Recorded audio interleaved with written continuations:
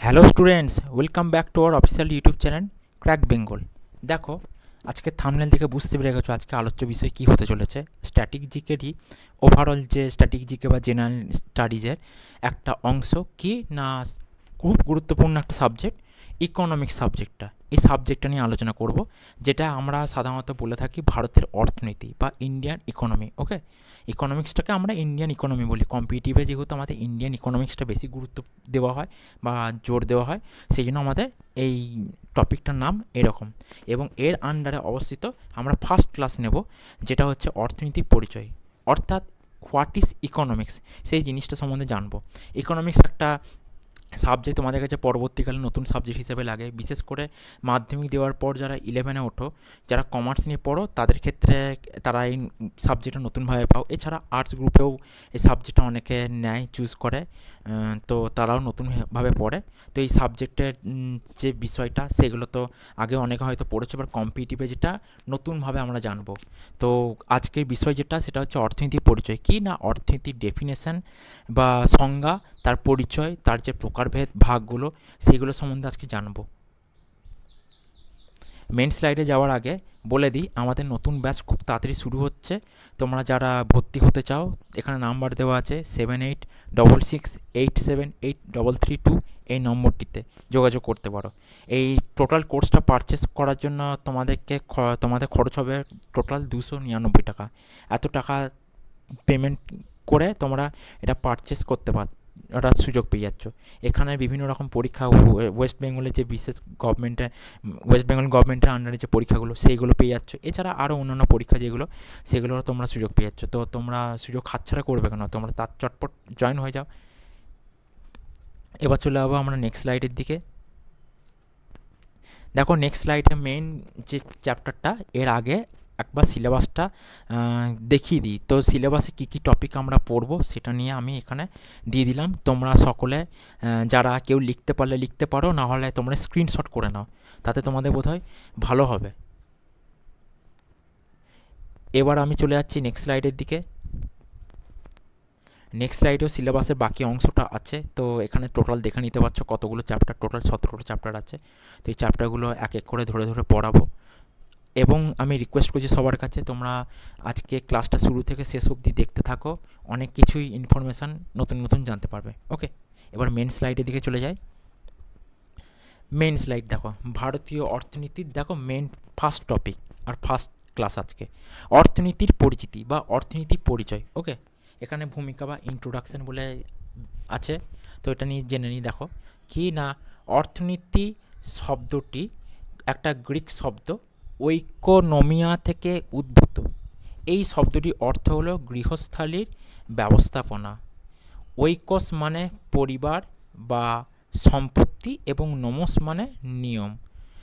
এই প্রথা, এটা আইন, প্রথা, আইন ইত্যাদির বিজ্ঞান। এই পরিবার পরিবার নিয়ম এইগুলো যে আছে, গৃহস্থলী ব্যবস্থাপনার প্রথা বা আইন ইত্যাদির বিজ্ঞান এটাকে বলা হয়। প্রসঙ্গত উল্লেখযোগ্য যে অর্থনীতির চর্চা প্রাচীন গ্রিসে প্রথম শুরু হয়েছিল। ওকে, অর্থনীতি আলোচনা হয়েছিল এরকম বৃহৎ প্রেক্ষাপটে বা কিছু ছিল না, কিন্তু ছোটোখাটো এই যে হিসাব নিকাশ বা কিছু, এই যে ট্রানজাকশন, এইগুলো কিন্তু তখনই ছিল। ওই অর্থনীতির সূচনা, তখন থেকেই অর্থনীতির সূচনাকাল ধরা হয়। দেখো এখানে বলেছে ধ্রুপদী অর্থনীতিবিদ অ্যাডাম স্মিথকে অর্থনীতির জনক বলা হয়। কি না, ইনি হচ্ছেন ক্লাসিক্যাল ইকোনমিস্ট। ওকে, ক্লাসিক্যাল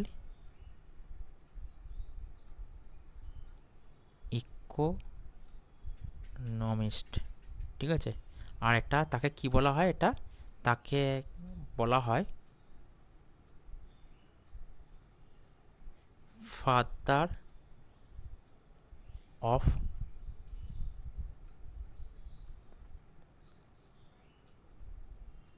ইকোনমিক্স, অর্থাৎ অর্থনীতির জনক বলা হয়। ওকে, তাকে বোঝা গেল, তাকে অর্থনীতির জনক বলা হয়। যদি প্রশ্ন আসে যে কাকে অর্থনীতির জনক বলা হয়, 4টা অপশন দেওয়া থাকে, চোখ বুঝে অ্যাডাম স্মিথটাই উত্তর হবে। ওকে, এবার চলে যাবো নেক্সট স্লাইডের দিকে। নেক্সট স্লাইডে দেখো আরও ইনফরমেশান জেনে নেবো এই ব্যাপারে। অন্যদিকে অর্থনীতি শব্দটি সাধারণত অর্থনীতি বিষয়ক বিজ্ঞানকে বোঝাতে ব্যবহৃত হয়। যেমন আমরা কোনো বিজ্ঞান পড়লে যেমন একটা নির্দিষ্ট বিষয় সম্পর্কে জ্ঞান লাভ করি, তেমনি অর্থনীতি পড়লে আমরা একটা নির্দিষ্ট বিষয় সম্পর্কেও জ্ঞান লাভ করে থাকি। সেটা কি না, সেটা অর্থ বা ইকোনমিক বা মানি রিলেটেড যে এই কী বলে ওটাকে স্টাডি, সেগুলো সম্বন্ধে জানতে পারি। সেই বিষয়টি হলো নিজের ও সমাজের স্বাচ্ছন্দ্য নিশ্চিত করার জন্য মানুষের প্রচেষ্টা।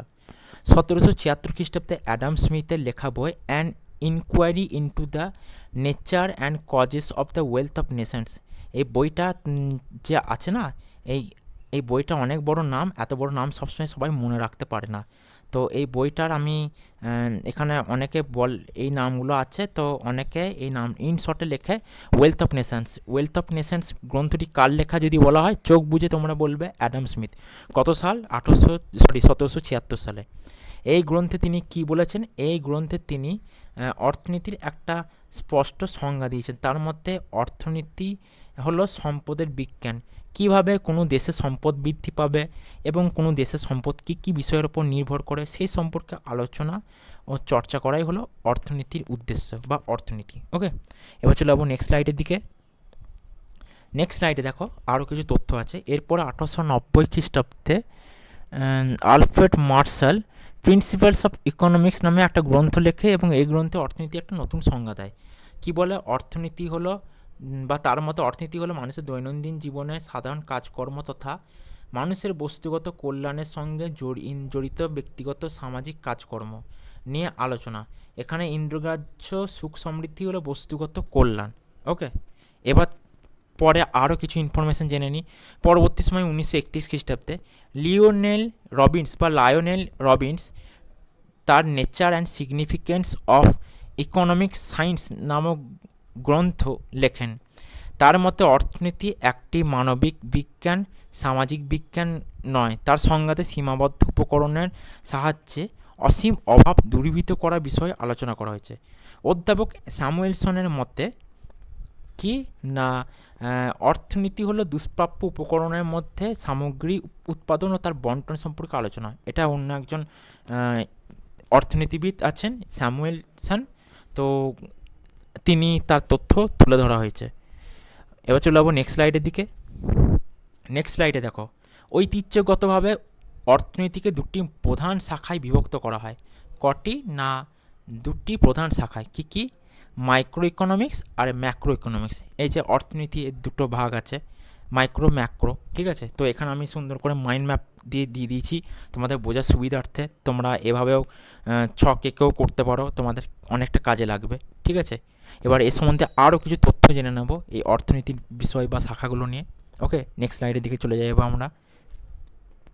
দেখো নেক্সট স্লাইডে মাইক্রো ইকোনমিক্স। তো মাইক্রো ইকোনমিক্স ম্যাক্রো ইকোনমিক্স সম্বন্ধে একটু জেনে নিই। মাইক্রো ইকোনমিক্স কি? এটি স্বতন্ত্র বাজারে সরবরাহ চাহিদার পারস্পরিক ক্রিয়া এবং এই ক্রিয়া প্রতিক্রিয়া কীভাবে পণ্য পরিষেবার মূল্যস্তর নির্ধারণ করে তা নিয়ে আলোচনা করে। এটি স্বতন্ত্র অর্থনৈতিক সত্তার, যেমন স্বতন্ত্র প্রতিষ্ঠান, স্বতন্ত্র ভোক্তা এবং স্বতন্ত্র কর্মী স্তরে ব্যক্তি অভিনেতার অর্থনৈতিক আচরণ পরীক্ষা করে। ম্যাক্রো ইকোনমিক্স, এটা হলো মাইক্রো, এটা হলো ম্যাক্রো। এর মূল বিষয় হলো সামগ্রিক নীতি কীভাবে কাজ করে। এটি কর্মসংস্থান, মোট দেশজ উৎপাদন বা যেটাকে বলা হয় জিডিপি, ঠিক আছে, যেটা ফুল ফর্ম হচ্ছে গ্রস ডেভেলপমেন্ট প্রোডাক্ট। ওকে, এবং মুদ্রাস্ফীতির মতো বিষয়গুলো অধ্যয়ন করে, যা সংবাদ এবং সরকারি নীতি বিতর্কের বিষয়বস্তু। ওকে, এটি সামগ্রিক অর্থনীতি ও এর বিভিন্ন বৈশিষ্ট্য যেমন জাতীয় আয়, কর্মসংস্থান, দারিদ্র্য, লেনদেনের ভারসাম্য, মুদ্রাস্ফীতি নিয়ে অধ্যয়ন করে থাকে। ওকে, তো মাইক্রো ইকোনমিক আর ম্যাক্রো ইকোনমিক্সটা কী, এর সম্বন্ধে আর ইনফরমেশান জানতে পারলে এবং এগুলো কীভাবে কী কাজ করে না করে সেগুলো নিয়ে তোমরা জানতে পারলে। ওকে, এবার চলে যাবো নেক্সট স্লাইডের দিকে। দেখো নেক্সট স্লাইডে আছে অর্থনীতি অন্যান্য কিছু শাখা, আরও কিছু শাখা আছে, তো সেগুলো সম্বন্ধে জেনে নেব। উন্নয়ন অর্থনীতি, এটি অর্থনীতির একটি শাখা যা স্বল্প আয়ের দেশগুলোর উন্নয়ন প্রক্রিয়ার অর্থনৈতিক দিকগুলো নিয়ে আলোচনা করে। উন্নয়ন অর্থনীতির লক্ষ্য হলো দারিদ্র দেশগুলোকে কীভাবে সমৃদ্ধ দেশে রূপান্তরিত করা যায় তা নির্ধারণ করা। এরপরে আসছি আচরণগত অর্থনীতি নিয়ে। ওকে, কি না এই শাখায় ব্যক্তির অর্থনৈতিক সিদ্ধান্তের ওপর সামাজিক, জ্ঞানীয় ও আবেগীয় উৎপাদনের প্রভাব এবং বাজার মূল্য, প্রতিদান ও সম্পদ বন্টনের ওপর এর পরিণতি নিয়ে অধ্যয়ন করা হয়েছে বা আলোচনা করা হয়েছে। এর মূল উদ্দেশ্য হলো মানুষ কেন মাঝে মাঝে অযৌক্তিক সিদ্ধান্ত নেয় এবং কেন কিভাবে তাদের আচরণ অর্থনৈতিক মডেলের ভবিষ্যৎবাণী অনুসরণ করে না তা অনুসন্ধান করা। বোঝা গেল? এটা হচ্ছে আচরণগত অর্থনীতি বা বৈশিষ্ট্য বা উদ্দেশ্য। এরপরে চলে যাবো নেক্সট স্লাইডের দিকে।